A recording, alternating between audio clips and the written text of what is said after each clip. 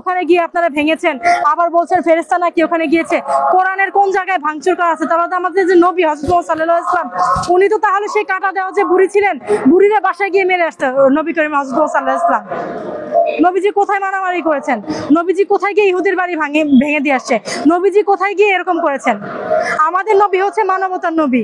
আমরা হুজুরকে অনেক ভালোবাসি। দেখেন, আমাদের দেশে যদি মাদ্রাসাগুলি না থাকতো, হুজুরা না থাকতো, আমাদের দেশে যেই পরিমাণ জলোচ্ছ্বাস হয়, আরো হাবিজাবি হয়, এই হুজুরা হাত তুলে দোয়া করে। আমরা এখনো কিছু হলে বাঙালি মুসলিমরা বিশ্বাস করি যা এতিমখানায় গিয়ে টাকা পয়সা দেয়, হুজুর আসছে হুজুরকে রোজার মাসে খাওয়াবো।